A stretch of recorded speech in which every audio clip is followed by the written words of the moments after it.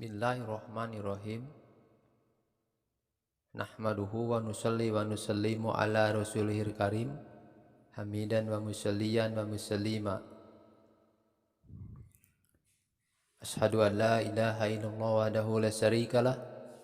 Wa ashhadu anna Muhammadan abduhu wa rasuluh. Allahumma fasholli wa sallim ala hada nabiyil karim wa ala alihi wa sahbihi ajmain. Amma ba'd.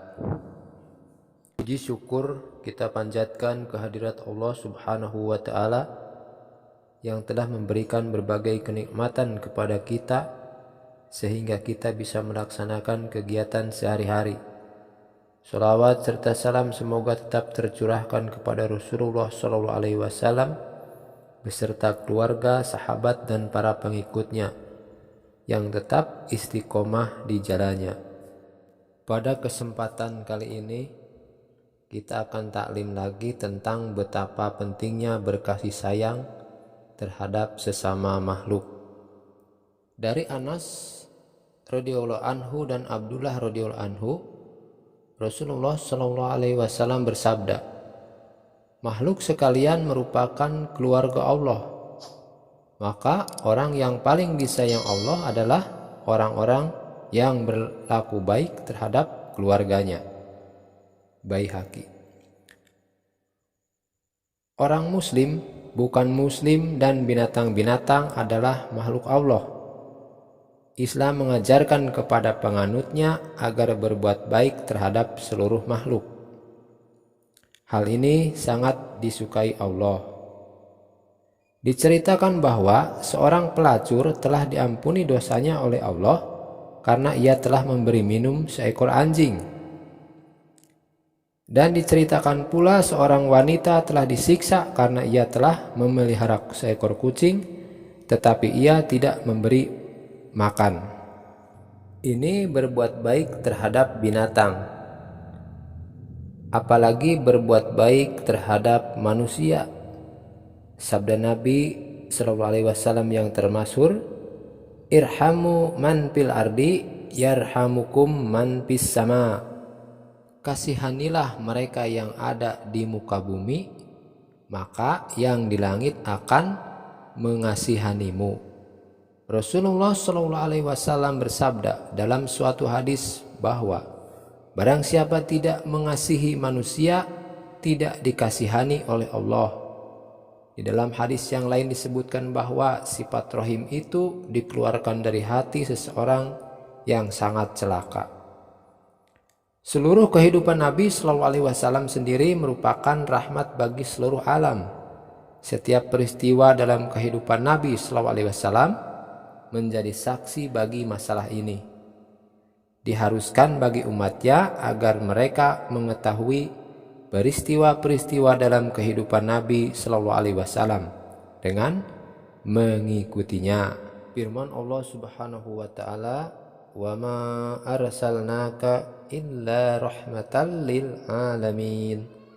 Dan tidaklah kami mengutusmu melainkan untuk menjadi rahmat bagi semesta alam. Dalam tafsir ayat ini Ibnu Abbas radhiyallahu anhu berkata, bagi mereka yang beriman kepada Nabi SAW, maka wujud beliau adalah rahmat di dunia dan di akhirat. Dan bagi mereka yang tidak beriman kepada beliau pun, wujud beliau tetap menjadi rahmat, sehingga mereka selamat dari kemusnahan di dunia karena azab Allah. Seperti yang telah dialami oleh umat terdahulu, misalnya tenggelam di bawah tanah, berubah wajah, jatuhnya batu-batu dari langit dan sebagainya. Keselamatan mereka dalam kejadian ini hanyalah karena keberkahan Nabi SAW. Abu Hurairah radhiyallahu anhu berkata bahwa ada sebagian orang telah memohon kepada Nabi untuk berdoa agar kaum Quraisy dihancurkan, karena kaum Quraisy pada saat itu telah cukup banyak menyusahkan kaum muslimin. Tetapi Nabi SAW menjawab, "Aku tidak diutus untuk menghancurkan siapapun melalui doaku. Bahkan aku telah diutus kepada manusia sebagai rahmat." Dalam peristiwa perjalanan Nabi SAW ke Taif yang sangat menyayatkan hati, penduduk Taif pada zaman itu demikian biadab. Mereka telah berlaku kejam, menyakiti Nabi SAW. Jasad beliau yang suci telah menjadi merah dengan darah yang mengalir, sehingga malaikat penanggung jawab gunung-gunung telah menemui Nabi SAW dan meminta, "Jika Tuhan memerintahkan kepadaku, maka aku dapat membenturkan 2 buah gunung di antara mereka, sehingga mereka dihancurkan." Nabi SAW bersabda, "Aku mengharap kepada Allah Subhanahu wa Ta'ala, walaupun mereka tidak memeluk Islam, mungkin dari keturunan mereka akan lahir orang-orang yang menyebut nama Allah."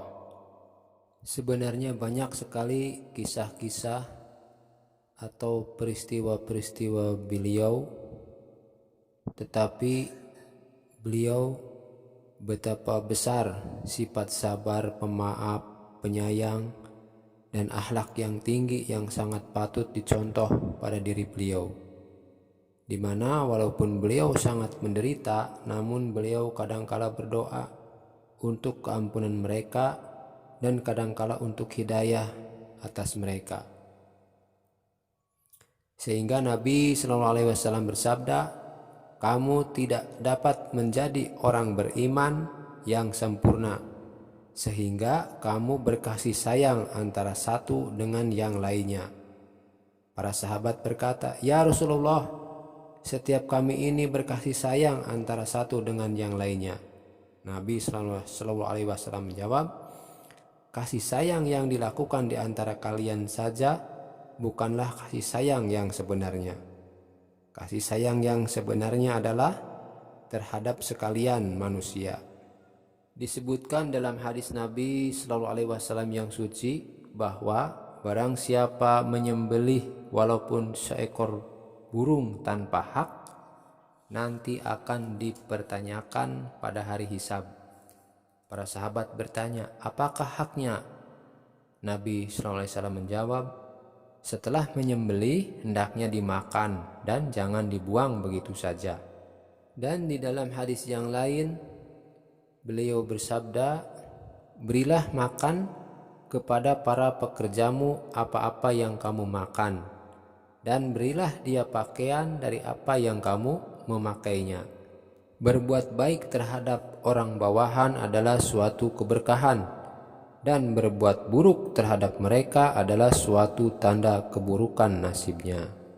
Kesimpulannya, dari segala segi Nabi SAW telah menganjurkan agar berbuat baik terhadap makhluk dan memuliakannya. Wallahu a'lam bishawab.